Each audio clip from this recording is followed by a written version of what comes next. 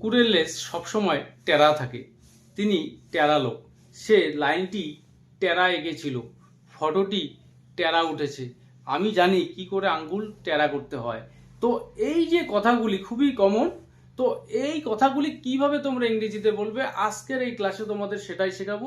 তো আজকের ক্লাসে যতগুলি সেন্টেন্স শেখাবো, প্রত্যেকটি সেন্টেন্সের মধ্যে এই টেরা শব্দটি রয়েছে, কিন্তু এক একটি সেন্টেন্স দিয়ে আলাদা আলাদা অর্থ প্রকাশ করা হয়েছে।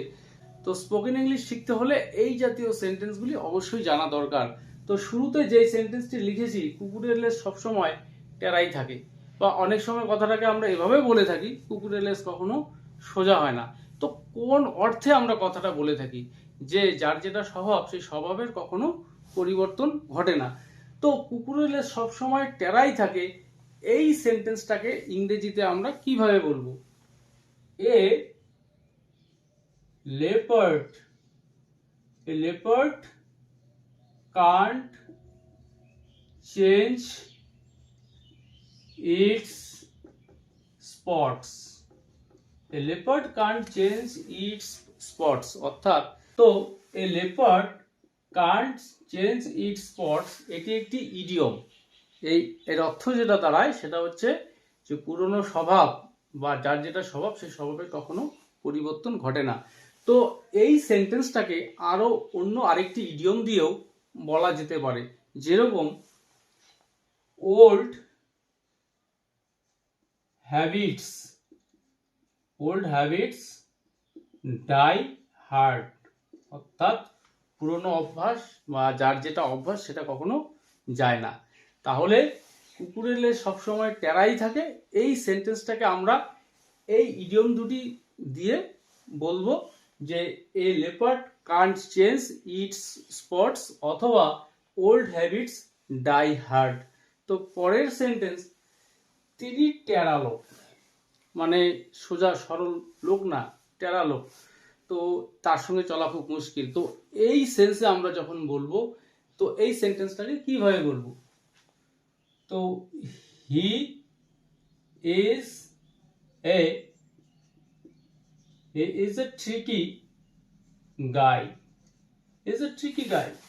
অর্থাৎ তিনি টেরা লোক। পরের সেন্টেন্স, তিনি সবসময় টেরা কথা বলেন, মানে কথা সোজাসুজি বলেন না বা ক্লিয়ার ভাবে বলেন না, টেরা। তো সবসময় টেরা কথা বলেন। তো এই সেন্টেন্সটাকে আমরা কিভাবে বলবো? He or she always Tux in riddles. He always Tux in riddles, অর্থাৎ তিনি সবসময় টেরা কথা বলেন।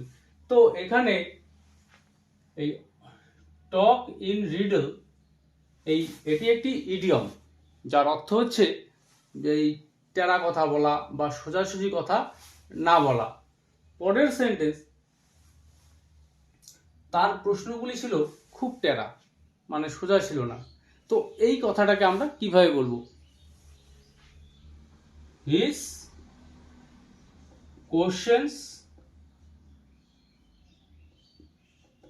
questions were quite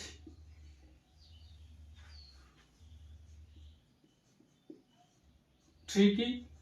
পরের সেন্টেন্স, আমি জানি কি করে আঙ্গুল টেরা করে ঘি বার করতে হয়, বা আমি জানি কি করে আঙ্গুল টেরা করতে হয়। তো এই সেন্টেন্সটাকে আমরা কিভাবে ইংরেজিতে বলবো? I know how to get my way. I know how to get my way using crooked methods. I know how to get my way using crooked methods. আমি জানি কি করে আঙ্গুল টেরা করে ঘি বের করতে হয়, বা কিভাবে কোনো কাজ সাকসেস করতে হয়, মানে অসৎ রাস্তা অবলম্বন করে আমি জানি কি করে কাজ সাকসেস করতে হয়। সেক্ষেত্রে আমরা বলবো I know how to get my way using crooked methods. পরের সেন্টেন্স, বিদ্যুতের খুঁটিটি একটু টেরা আছে, মানে বিদ্যুতের যে খুঁটিটি এখানে বসানো হয়েছে একটু টেরা আছে। তো এই সেন্টেন্সটাকে আমরা কিভাবে বলবো? The electric post is slightly tilted. The electric post is slightly tilted, অথবা আমরা এখানে বলতে পারি crooked. The electric post